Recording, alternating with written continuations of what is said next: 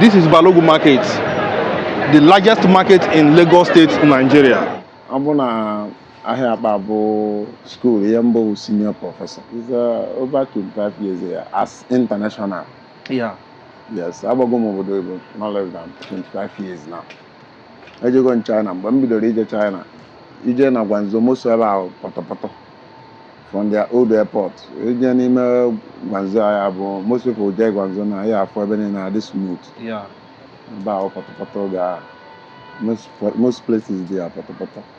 Okada eju everywhere. Na China. Of course. Mbaum. Only few people. You know, I na boy case photo as onye ọcha. Because I had so many blacks in those days. When I was putting so many boys here. Mande gosila akwụkwọ bịa ba amụ ahịa. You got to go. Yeah. When the musala no say the other side. Onye ọbụla bụ ego bata ebe a bata n'ahịa na amụghị ya amụ. O nwere ike ome akaụntụ nwezi ihe ọ ya afụ. Ọ bụ na mmadụ nyere ego ọsị n'ọgwụ ego 6 o'clock ịpụtago Balogun. Those days na Balogun ebe a bụ anakọta na-agba ọsọ amịa mma. O nwere mgbe ya bụ akpọta nwa bọyị egosi ebe a na-edobe mma na shop na Balogun a. Active. Juli na Abacha mana ihe niile ahụ akwụsịsịa na o nwere mgbe enweghị ike ịzụ ahịa one month na Balogun. 1 week gafere agafe a na-agba ọsọ steady oge. But mana we started from grassroots. Ego anyị adabaghị n'isi. Onye bile ego ebi n'elu ego ka ọ na-abịa isi. Nke a nọ na around 500 yes, K plus. They about. Enwere akpa 1 million, 1-2. Wow. Nwekwa 15,000 o. Okay. Ọ depende nke a dịkarịsị that side. So enwere ike igote nke obere ego ilesi ya. Ile ya one container. Why nke nnukwu ego sef ibutelu 100 pieces ka dị. Nwe ya adịele. Because ihe nọlụsọ na ofu agụ egbuoyi.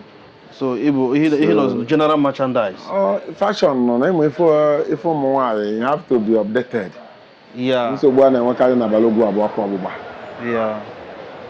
That bụ one of the biggest challenges a na-enwe. So mana inwe lot like m na-adị lucky so far. Ọgbabem like I just gbọgekwasị ebe a akpọchi ebe a since December. Ọ dị ka olubere 1 month agbọgekwara. Maka gịnị? Maka ọkụ agbara ebe m. Ọ nwekwa mgbe ọkụ ma gbagide gbalụkwa a building to this place. I stop kwa the ọkụ. Inwe ike ịnọ nkịta ịzụta 100 containers, 50 containers. When it's a fashion like that, you work in a village. Yeah, because you can market it. Okay. Because all the when we get back to pick here, never like it. That far for. So everybody got azulin. About kita guys say me wear bill. You know, if for kita on a level ambu chief. Yeah. Onye ọbụla na-ebupụ ihe n'ebe o were system. Transfer to the showroom, wear bill, never go see distribute. Yan and Diane and all. I'm going almost 30 different containers. Bono in Dutch, one company. One of the property to see you another thing. In Japan, let it go. Where revive one car. You know, Manabo Madaman, you make. Say, and a man, Asiana.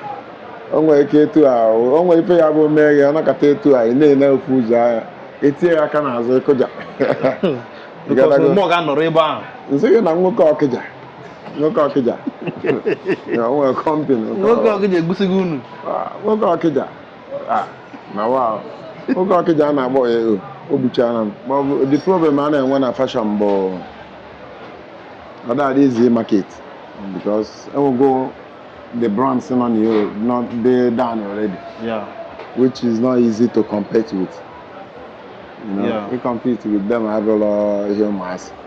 And when they kiss a design itself, what but for you, where they and look design on them. Maybe again, I'm not competing now. Yeah. Because again, at the company, I go free. The name of Bagaha worldwide. I have architects.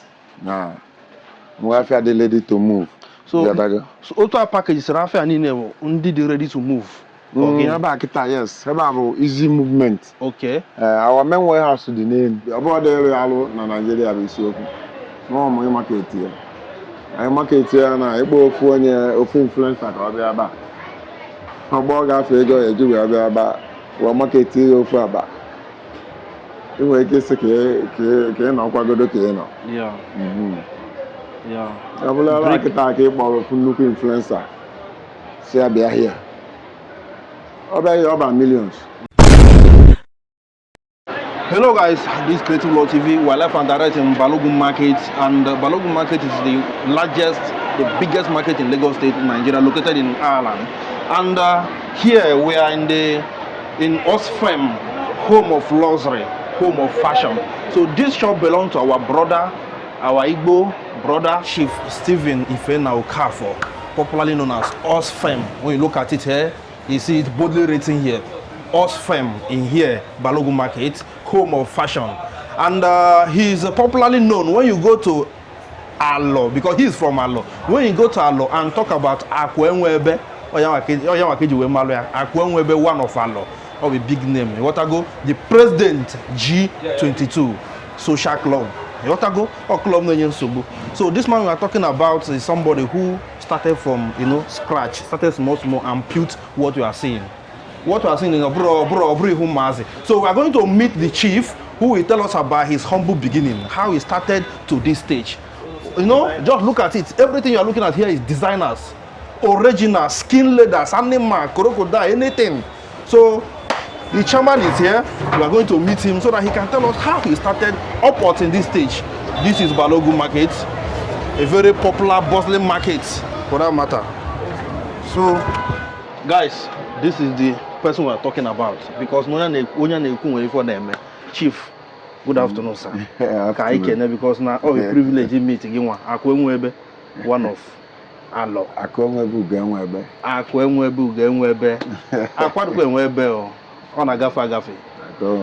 So guys, look at his shop. For somebody who have built this kind of empire, the story deserves to be heard, man, because now order are easy. So let's go and listen to him to tell us how he was able to build this kind of, this is industry. So this is an empire. So he built it, started small until now. Because our people, they all see the flashy, what we choose to show them, but they don't know the story, how, the person get to that stage. So let's go and listen to him directly so that he will tell us his story. Because now, in my find Creative Law TV. So, sir, we are here in your office today, and it will be a privilege for you to introduce yourself to the audience. We are going to buy Onyebo. Okay, Afambo Ifenna Stephen Okafo. Akronwebe, Ubenwebe, Ichi Akronwebe ni Demmili, Onyobo Dalo. Okay, Akwenwebe, Ugenwebe. Sir, Imana before he bidoz our Akwenwebe, he didn't just wake up and begin to answer that name. So, sir, all of them make outline Otis will be done to get to this stage. If I ban that can, I did from cosmetics, so cosmetics, but I have, but I have. My uncle put him through. I have, from my uncle now, and so far so good. As you know, I have almost 25 years. In fact, I'm going to China, and so many travel over 25 years. Wow. Yeah, I'm going to see a passport by Bidol. Yeah, so I'm there. Yeah. Oh, my uncle, but in Lagos. Okay. My uncle, but in Lagos. So from there we started. I did the money anon Marcia, where we don't come. So does that mean that Nick Barry a boy? Oh, buy me a boy. Yeah, buy me a boy. Yeah, go. That's why I'm quite with another person. Oh, buy your palm. I'm quite an akia. you know. From there, I'm from my house, everyone, I bought my house, so no, I be there. So from there, no do, small, small, and I hustle. I started from one small shop like this. Mona one Zubi, Kalumba, far back. That was, I think, 2000 or so. I did it from the shop, one small shop, or one side. I know one in the shop. From there, I bought down on a 7-up building. On 7-up building, I bargain. From there, I video, no package shop. Now they go, now they you know. On Ebuzi, from video mess, million IMS fund. I wear the ever. I am not about for quite some years now, almost 10 years now. Avatar at this building, you know. In fact, in Avatar and myself, I have to, anyway, I'm not with 90. 7-up building. My parking shop na 7th floor and 6th floor. And the Katazia anywhere carrier, we have to get a place seated together. That's why before I back coordinate. Yeah. And where some things in the quality for the naga behind the scene. Yeah. You could have a warehouse, right? The 2nd floor. The back, both sorting room. Everyone a sort I had a way builders. Okay. But you know. Eba no is batable outlet and a sample. Well, most things there about the further about. Okay. So that's ever kind of butterfly nearly. But Oga, gina one uncle ge, settle ge, obunyere ego. And I'll begin again there. We know when they gave me. I guess I'm on the Ghana, a Kikatoria. Now, boss, I now have so small. You know. But my uncle actually played a role in my life. You know. He's still around. Okay. And So, but about particularly this business, could you do? my husband cosmetics. From cosmetics in Batazia this business. I'm not going to this business for some time, for years now. That's why I'm just saying I'm about go over na this business as an important here for almost 25 years. You know, I'm going to tell you how one you will be do obodo Igbo. Yeah, I have a call this. Yeah, say Omudi, you know. I mean, yeah. Of course. How does it consider the super? Abuna ahịa akpa bụ school ihe mbụ senior professor. About normal professor, no senior professor. Senior professor. He's over 25 years here as international. Yeah. Yes, abagom obodo Igbo not less than 25 years now. Ejego in China, mgbe m bidoro ije China, ije na Guangzhou most ebe ahụ pọtọpọtọ from their old airport.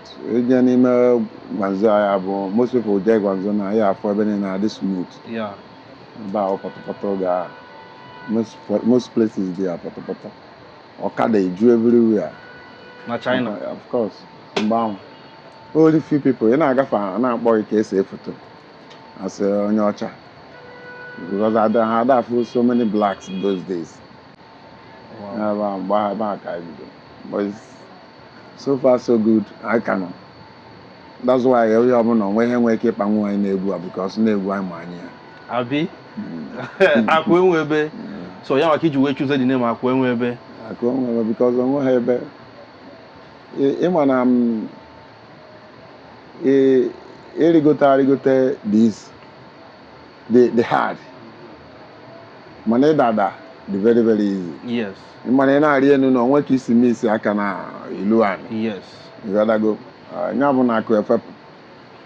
Ịghọtago. Yeah. Yeah. Mana anyị nọ na hustle ma gbala aka nata gị oji n'aka ma na-aga n'elu mana hard work.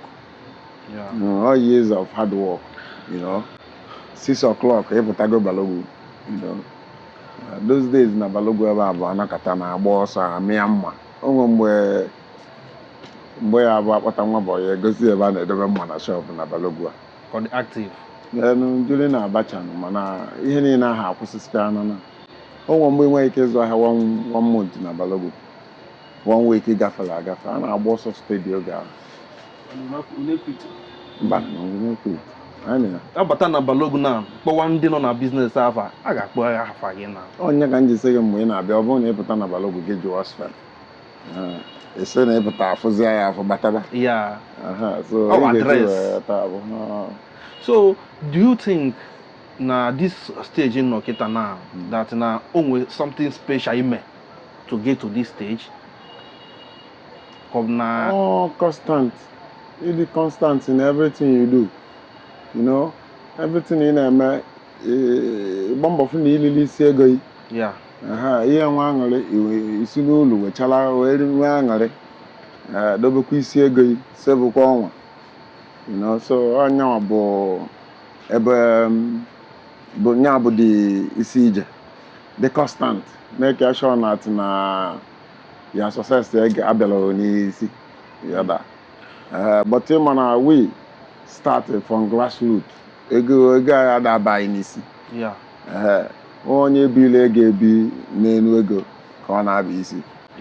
Mana onye si from grassroots wee bido onweghị ego na ọbụla inyere ya afụ dị echi n'aka ya. O nwere ike echi ọ na-agwakwa gị na afọ ọzọ ego ọsọ ma ebe ọ ya etinye. Mana onye bile ebi na onye nkịta mesielụnụ ebe mbibi na ebe anụ nwa na-azụpụtago m so many boys here ma ndị gụsịrị akwụkwọ bịa ebe amụọ ahịa ịgadago o nwere ndị mụsịrị ahịa nọsị the other side so ha na-emebesi ọfụma ekuzielu ofe etu esi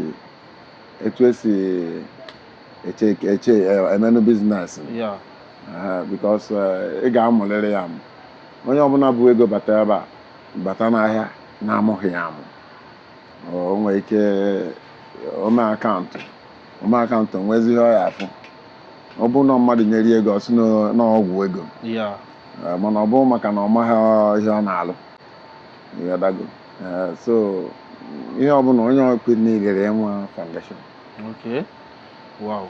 So this business na ị na-emeke na onwelu ịma na ndị be anyị believe well na hafa eji ego maybe na-agba kịta na village na-agba latest car a na-asị ya na onye anụ nwere ndị a forget nwe ebe ndị nwe sacrifice ndị a na-eme nwe ebe ha na-eme nke a nwe ebe ha na-eme nke a to keep that money, to maintain that money. So kedu ife nwere ikwu gbasara ya nwee nke na-eme ịgba mbọ nwe ọnụ ịma na nwe ndị na-ebere iwu na ọgwụ ego dị ọgwụ ego adịghị ọnụ ọkwa ịfụ ka anwụkọsịrị ụmụ dibịa nwụsịsị ya fa na-eme okokoko ọ na-adị ha wee na-eme okokoko so ọyọ aka aja aja na-ebute ọnụ mmanụ yọdago hard work ọgaranya ada alala ụla ị ga-anọ na-eme attend to your call to your chat ọgụ nwa na-ekwu na ịgba mmadụ na ndị bizi ihe niile abụ ọnụ ife nkata ka a na-akpa ka o wee dị mma ị ga-akpagidekwa ya ụtụtụ ịmanyekwa okay coming to Igba boy mana wa people da jezi Igba boy na nke ikpeazụ a so kedu ife nwere okwu gbasara ya onwere ndị na-achọ ndị ị ka na-akpọ boy have you ever faced a challenge ịkpọta nwa boy a na-akpọ but ọ dịkebezi common dịkebezi easy these days because o nwere ndị ya akpọta ọbụlụ nsogbu ịghọtana nwere ndị ya akpọta ọbụlụ uru so mụ na quite a lot of guys ya nọ na so ọ bụkwa ha ọ dịkwa ha ezie mana like these days now most yen na use Karaba based on how they use the manual invoice. Yeah, they use system where they Okay. So I need the card to Enlighten. But ọbụkwa ha na ya dị nwe nkwụ ụmụ boy. Ịghọtago? I used to I'm my ụmụ boy nne. But one of the team melon ji wee lụrụ aka ọ dịka ma lụrụ aka n'ụmụ boy. Bụ in fact o nwere during the time si n'ọnwa anyị nọrụ nwee small issue with one of mana it's a community issue sha. It's na ndị obodo si mkpọnata gị the boy Juno na mịa mma ma ọ na-amịsị dị mma gbawa abụbata dị ya nkọba ya na onwe ihe na-eme na nwatakịrị achọghị na ọbụsịa dịte m sinsi mgbe ahụ egwu na-atụ ya ekwu na ịchọọ nwa boy no problem lụpụta boy squatter na ọ ya bụ n'ụlọ nke a ebe anyị nọ ọ ga-anọ na boy squatter and since then keeping ijide ego enweta ụmụ boy ka anọ na boy squatter so that ka mmadụ ghara ịlụ ọchịgịrị na-abata n'abalị or something like that ụmụ boy dị mma and ọ dị mma fanwa ịnọkwa n'ụlọ nke fa but how an nọ n'ụlọ nke ha ọ bụrụ is not a risk also in aspects of na ha emeghe ka ha mma ọ bụrụ the thing bụ na ịma na ụmụazị kịta anụnwa adịrọ etu mgbe anyị too enwere ike itigodo ihe ịgbakwa mbọsị sọrị ịghọtago dị na-eme obe because these days ị nwere ike ịchepụta nwatakịrị akwa asị ya sụọ gị ọsị gị na ọ da-asụkwa akwa befe mana ịma na those days ị nwere ike ikwu dị ya so things are changing and ụmụazị na-adịzi n'obele basịa court mebisịa ọ na-abasị court so enwere ike inweta one of them before a copy some may change some will not change some may ike bịa court off from ndị otu ya because enwekwana m ụdị experience ya ụmụazị court ọ bịakwa ọ na-edisplay kwa the activities na ebe of course na bọsị mmepelu phone ya sef ọ fụrụ na nwuchi anya ifu ebe ekwensu na-akụ Jizọs ọgbakọ now that kind Macedonic I saw the thing but kpọọ ifu enyi nwoke ọkpọrọ njekwube fada na Ijesha mgbe yes one of my friend captain ongo na ajekwube fada kpesi ekpere mgbe ife na-efu efu na ọ bụrụ ya ji mụ nwa na onwe m sef achọkwụwa dị ka mụ na ya sịba wee nwayọ mba esikwa na etu akpa na nwabaghị abụghọ na ọ dịghọ ka onye gị na-enwe agrimenti nwabaghị ya akpanakwa ya akpanakpa ekwu ya ndebe ha wetakwa onye iji onye ha of course no anyị ga-eme nwabaghị nụnụ ya akpanazina ya nụ ka ọ jee taba afọ ncha ncha onye na-anya ọ bụrụ na onwe ha nke o ji ncha ọ bụrụ na onye zuru ochi ya ozie nke ahụ jebe mana ọ bụ nke ihe dị ya agba mbọ sọọ ya aka n'aka ka o nwee ihe ọ na-alụ ncha nke ọsọ ọ bụrụ na ọ nọrụkwa bụ na ọ bụrụ ka isi wee kpatụ ya anata ebe ọ na-ekeretukwa problem for yourself so ya amaka ọjọ ị ga-enyerịrị ya kama ị manyezie ka onye nọlụlụ anọlụ but you're supposed to onye bụ giving back to the society to the community. Kedu otu aha gị a this Osfem si wepụta?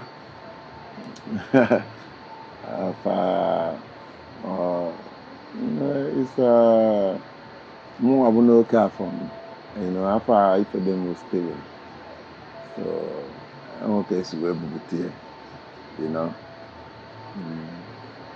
enweke all kind of names mana the first two alphabet my surname and my English name Osfem so I just miss the afa you know, where you register and where register out again. Okay.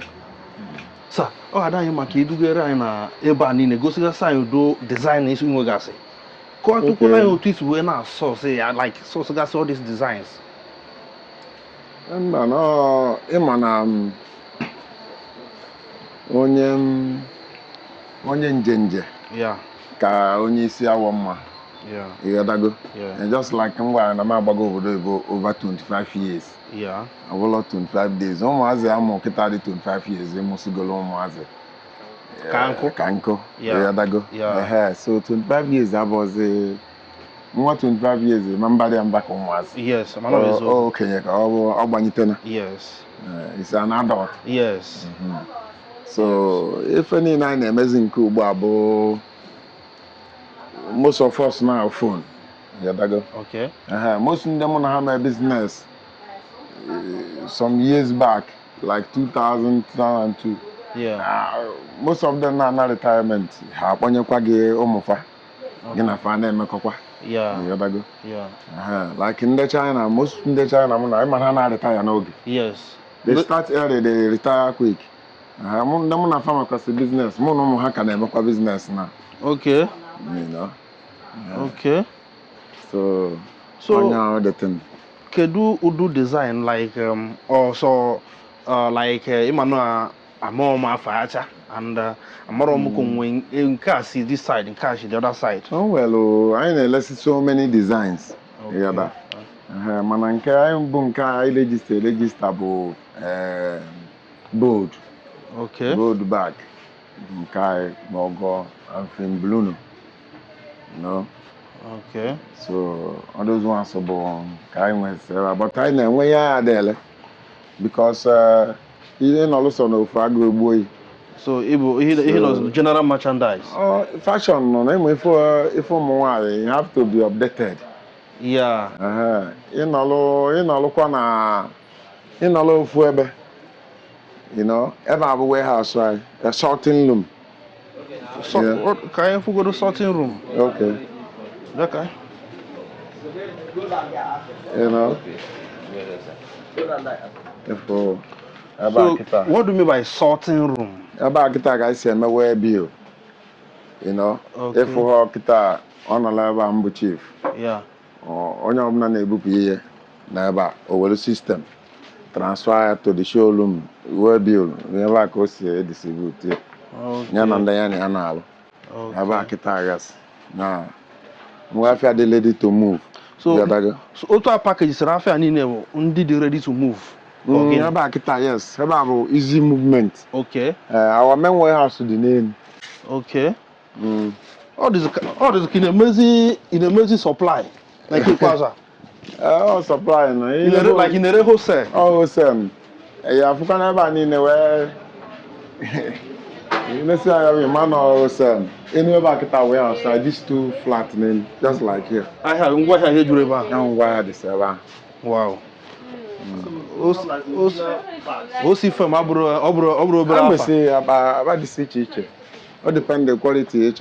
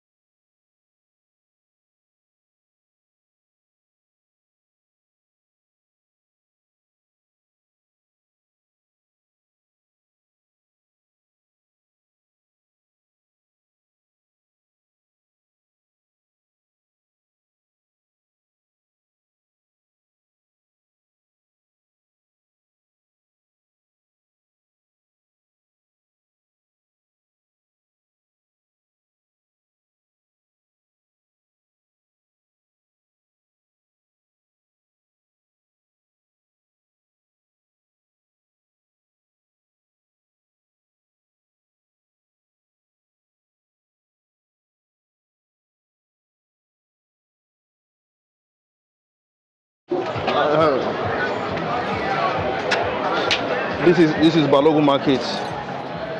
So you are the one that created this place now. Yes. Mayor. Mayor, turn out to step back door. When you go Zinka, that woman buy this small one. And I did national for her. Now chicks, you give her how much? No, she never took price of this one. Okay. One. Guys, this is Osfem, home of fashion. In Lagos, if you want anything original, everything there, man, not semi-original, anything fashion is, is here. Oh, home of fashion. Home of fashion. So look at this is original skin. This skin leathers. Look this side skin. So look the other side. Yeah, original. Bro magic. Yeah. What this stuff was this shirt shop. One of those. We program. You watch it for now. I'm aqua. Okay. But I can a package chair for. Okay, aqua kita na. Nka o tegi bidoro aka just not recent. Otebe nnukwu aka. Okay. Otebe nnukwu aka aka na mana enwezi enough in stock now, but order on the way. So sir, looking at your shop the massive. Imana some people like us with like me kita na mbata shop say nwe shop do to and we do to I'm satisfied, I'm okay. Auto kita na kedu ebi na ho kedu na for this your business in nearby future. Imana Norana, kai norana. Mana ihe dị na business bụ ofu onye ahụ emesi business na ime ka ihe eme ihe handikwa over. Ime business ka ihe eme business. Yeah. Handikwa over. Ndị ọfụ ebidokwa. Okay. So but are you aiming higher, maybe to break more barriers, maybe to to go more higher? Of course, you na market your own brand. You na market your naga. But the problem I when a fashion but that is the market because I will go the brands on you not they done already. Yeah. Which is not easy to compete with. We compete with them. I have a lot of humans. When they kiss a design itself, what but for you, where they are no design on them. Maybe again, I'm not competing now. Yeah. Because again, at the company, I go free. The name I have worldwide. Yeah. So we keep on updating, upgrading. Never gonna take and kaya naba, So, but don't you think it's possible that someone like you can have a factory where some of these bags and these products will be made or have been made maybe in our whole like Nigeria, instead of importing them they'll be making it here in Nigeria? Is it not possible? It's possible. When we go Mbamon and Dutcha Messibulodi, but other the cheese. Because for me, eat train and all. Mafia. Mafia eat train and all. Yana quality. Like Mbampato in China. Bananosia. Bon, Bumbaba and the Slaha. None of the all the possible able to see KD completely knocked down. Others are here acquire. Okay, pempe, make way or the cheap, my custom bit here the kilo. But it's not there like ever how when I pocket I just bought a 2 stage about $10. Yeah. So just what on the Gapala Harbor. Acquire or now go per bag.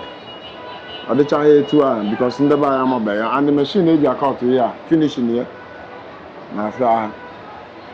So, money on kwa wanda na alopasela uchu ya omana obulo yomazi. Yeah. So ebe anwa ka egwu dị ọbụrụ dị elu alụ na Nigeria bụ isiokwu. No mo market here. anyị market ya na ịkpọ ofu influencer ka ọ bịa aba ọgbọ ọ gafe ego eji wee bịa aba wee market ya ofu aba ị nwere ike isi ka ị nọ kwagodo ka ị nọ ọ bụla ebe kịta ka ị kpọrọ ofu nnukwu influencer si ya bịa hia ọ bịa hia ọba millions ọba millions I keep on doing it, you know. And the economy had to help. Yeah. Like in that one, the nuku about this area, like that. Also, under my quality. Also, on the bella kita metriaka. Even the gossip fan car phone with the future. Nifa di chede. Haga nyego. Mana ọ bụrụ na picture ha nwere ike sịrị gị na this one. So enwere ike igote nke obere ego ile ya one container why nke nnukwu ego sef ibutelu 100 pieces ka dị.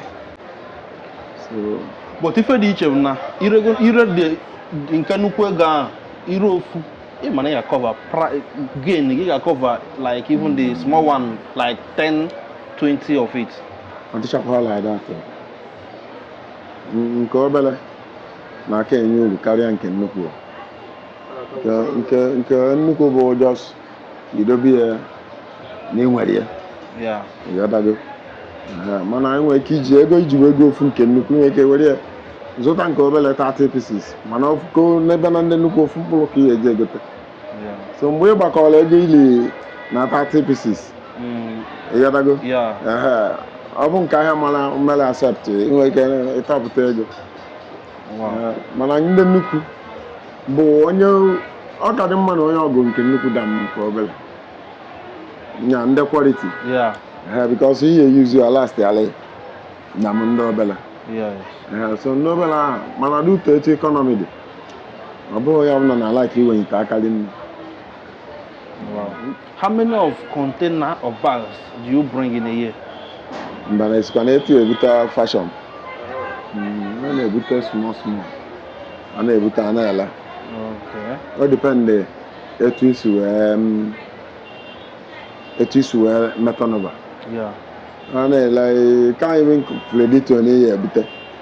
Na ị na-ebute ifu na nke agwụ na nye agwa na nke agwụ na nke agwụ ị na-azụ na-esen. And fashion abụrụ something you move. Etu esi azụ ties. Ị nwere ike ịnọ nkịta ịzụ ties 100 containers 50 containers mana ịzụ fashion like that ị nwere ike na village because you can market it. Because all the ụmụ nwaanyị nwere ike bịakịta epikie ndị falaki ndị afọ so ọ bụla ọ dịghị ị ga-azụli nne.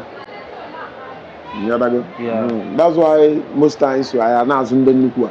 So, but how do you meet up with, designs? Because fashion is something that every year new designs keep coming out, and this design might go this year. Let's say this design will not go this. So, how do you meet up? Try to be up to date. Ịma na ihe nọ na ya. Ọ na-change. Ịma. You gotta go. There is a pattern of bag ị ga-enwe. If you this design na ada agazi. If ọ bụla yiri ya nwere ike isokwu ya na drop. Ọ nwere anọkọta this shape of bag apụọ. Nwekwa ndị ada apụ. Nwere ndị ka nọ n'afịa for over 50 years is still there. And they are still buying it. And they are still buying it, I was in there like these designs now. Like this design now. Oh no, now that part. So when that part, one day an apple. That's why I need the girl in there. But come here, go in a bank. You go to the look what double. Yes. When I work it, Manando every day. Okay, so what has been your biggest challenge in this business? The biggest challenge this business Lagos here. Be a bombona Now that's verse 5. You see about one care and you'll be on you. It's can you have ijide.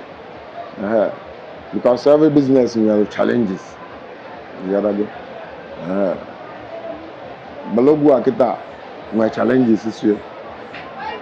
That way no balogu nwere ike gbanye phone ya agbanye n'abalị. You gotta go. Ọ bụrụ ihe niile ka a na-ekwu n'ọnụ. Onye na balogu nwere ike sị na ọ na-agbanye ihe dị agbanye. Nsogbu a na-enwekarị na balogu abụ ọkụ ọgbụgba. Ya bụ one of the biggest challenges a na-enwe. So mana inwe lot like m na-adị lucky so far. Ọgbabem like I just gbaghekwasị ebe a akpọchi ebe a since December. Ọ dị ka olubere 1 month agbaghekwara. Maka gịnị? Maka ọkụ agbara ebe m. Ọ nwekwa mgbe ọkụ ma gbagide gbalụkwa a building to this place and stop kwa the ọkụ. So ya bụ nsogbu na-enwekarị na Balogu a. Kedu ife a na-eme ka a prevent this kind of this fire outbreak na-eme occur consistently na Balogu market? Malụmọ dị tim ọ dị n'aka dị only thing bụ ọnwa ebe ụlọ ifuru ụlọ ịnọdụ ya na-enwe loggerhead inwe chance ịgbafelu dị agbafelu because most of ọkụ a the pattern na-adị ka na-amụ ụmụ esukagbu dị something some places. Achọghị m ikwuru ya ya bụ asị m weta evidence. Yeah, I get it. You know, if you know, you Yeah, know. I get it. If na enwe ka esi azụ ụlọ azọ, ịma na kacha mbụ jide. Yeah. Ije na mebe ọgbọka. Yadago. Yeah. Iwe nwa ya bọcha na bụ nka mma karịa statement. Yes. So all the very common na Balogu a mbụ you know, vom. Wow. Wow. Mgbe a na-practice na-akụlụ unu kedu ife imegolo na village because anyị na-ajụ ya ọfụma ka ndị be anyị malụ because na anyị na-practice akụrụ unu ha mmadụ bụ shọ n'irugwu unu but kedu ife ị na-eme ka ndị bụ unu le benefit from gị because na ndị Igbo kwuru okwu na ọgaranya ọgaranya bụ chi nwa ogbenye. Ma ị ga na-asọpọtụ ife ọbụla ogbe na-eme ị na-etinye alụ ịnọkọta ego ime ego iti ọbụla obodo unu itile ego na security like before nnaba ụlọ Christmas ya anọ m one day sị na m na-etiriri ego na security na PGI na-alụ ọlụ ọfụma and na the security na-eme improve. Wele ego send alụpa na account very security support na mma na ọ bụla 30,000 a na-akwụ n'ụlọ ka a ga-eji wee enwe ndị na-eme obodo a na-aga na-enwe obodo enwe. So ịnwekwa ndị nọ n'ọchịchị na-eme ọfụma ịfụ na ha dị committed ị na-asọpọtụkwa n'obodo so dịka ihe ahụ ọ bụrụ ha ncha ka ya abụ imezie ekweba ihe dị ọnụ onwe ndị ọgaranya ya afụsị ha na-ebugharị moto na-alụ nnukwu ụlọ mana ha Disemba okporo mopo okpoju everywhere mana o nwebeghị mbọsị ọnọkọta jụọ kedu ka o ya esi dị sọpọtụ sekuriti obodo ego one ka o nwee ike inye ha ka ha wee na-eme kishọ na ụmụ nwaanyị na-eje nkwọ ọ na-eje ebe dị iche iche na-eje yadago so mfe ha ma bụ ha natabaghị ekpo mopo ha nakwa mopo a na yadago mana ya bụ onye ọ dị n'aka ịma na onye nọ n'ụlọ niile dịrị all from support a ga na-enye ma PG mgbe igwe obodo ga-eme na ihe na-aga a na-eti security ọ na-aga. Onwego biznes tinyere aka ifelo ị na-ajụ nke ahụ aja a na-afelu steady even nke akpa anụ nwaanyị nọ na before ebe COVID-19 a na-achasị ananụ ka anaghị o nwere ejenti IBC mgbe ahịa mgbe ahụ duse ya ngwa ahịa ndị almost 30 different containers gbọhọ na o ji ndị ọcha ụgwọ ndị ọcha one company. Achọghị m ịkpọba ya afa. Yeah. Nwoke onye ọkịda. Ngwaahịa na. Ama na o ji ndị ọcha ụgwọ. Ndị ọcha sizi ahịa akwụkwọ. For more than 1 year plus, I have from by. I know. Nọgide na-achụ ya. Na-achụ ya. Ihe police 1 naira, onye police 20 naira. You know, so ọ dịghịkwa easy. Onye ahụ challenges a na-enwe na ya. So the man nearly clash me. Ọ clash cha na business mmadụ. Mana Chineke melụ. That's why o ji adịkwa mma ịnọkata isikwa another side. Yeah. Ama m nọ nwe one of the property m kwesịrị iji wee mee another thing. Njekwa lee tikwa ego. Wee chọkwa wee revive kwa nka. You know, mana ọ bụ ma the man eyiri m egwu. Ise ya na m anasị ya na o nwere ike etu a o nwere ife ya bụ mee ya ọnọkata etu a ị na-ene ofu ụzọ ahịa etinye ya aka n'azụ ịkụja. Mmụọ ga-anọrọ ebe ahụ. Nsị gị na nwoke ọkịja. O nwere kọmpini. Nwoke ọkịja egbusighị unu. Nwoke ọkịja. Na wa. Nwoke ọkịja a na-agbọ ya o gbuchara m. O mekatazara etu ebe m nọkọtasị m imeme ị na-ewepụ uche na High BP ga-egbu gị. Na-ewepụ uche n'ihe a. Ka ọ ịdị na-ebuzi ihe a n'obi.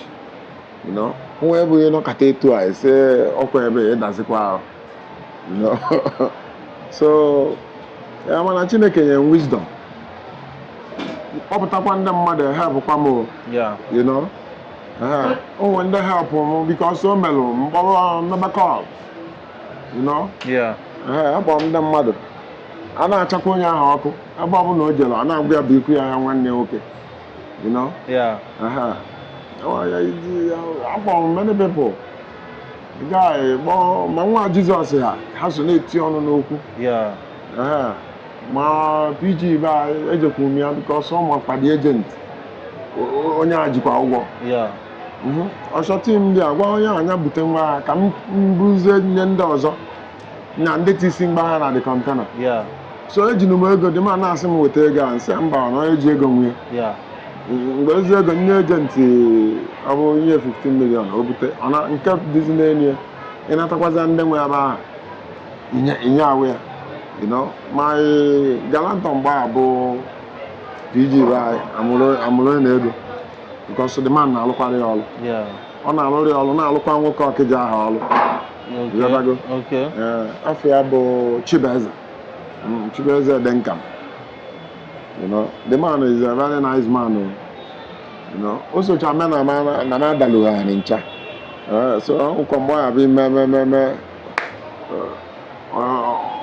o nwere egwu ndị gụrụ egwu si ị na-azụ ahịa naanị ya ọbachi gị. Yes. Ọnwụnwa abịa n'ala gị. Yes. Ịghọtago. So ọnwa na-adị mana Chineke nye wisdom ka ị nwee ike ịkọba on time, ka ị nwee ike take right decision on time. Yeah. Like ife m nwa ji ya anaghị complete mụ na nnọkọta nsele ofu property nwere si ha Chineke na-emekwazi ọpụtakwa na m na-egotekwa. Yes. Nsele ele tikwa ego na business agwa na-emekwa.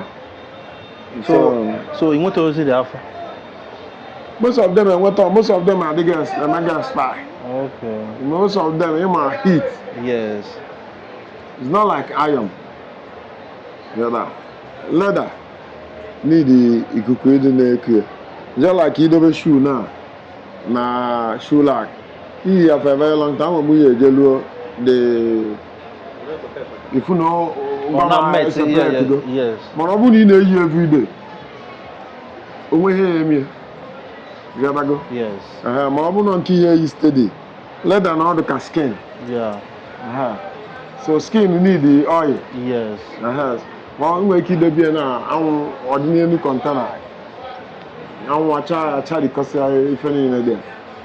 Ị ga-elekwa ya ọbọtụ ọma nlasịsị. Yes. Ị nwere ike ili ya na shop. Yes.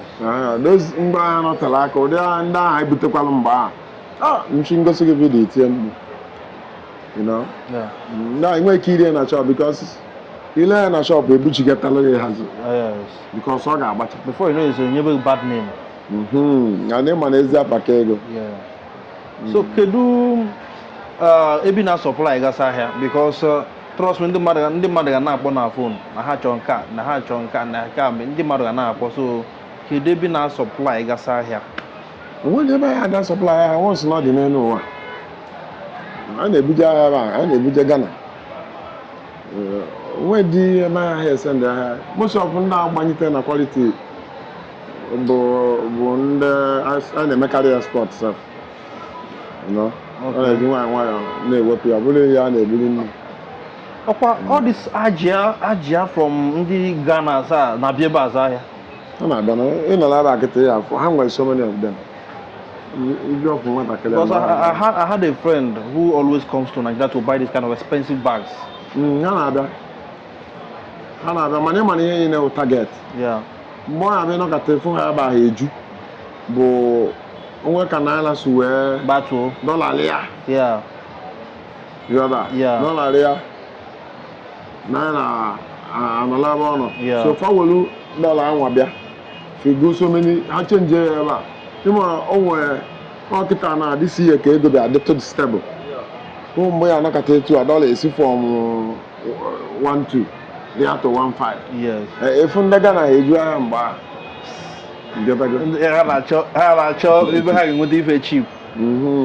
Wow, so that means anywhere you are and you need any kind of designer bags, any kinds of like anything at all, handbag, kedu afaya. Because if they are in the my traveling bag, my traveling bag. Anything you are seeing, if you want it anywhere in the world, just contact. It's a property. I know ya. It's a property. It's a kind of property. I know property. Chukwu gozi ndị Igbo. One thing I'm happy about our people is that anywhere, any sector you go, you must find our people doing well. Our people are always those controlling the business. That's my joy. Oh, ngozi Chukwu nye ndị Igbo. Abroad abroad na ha make eme. Mom na abroad ike nke aka ha. What I go?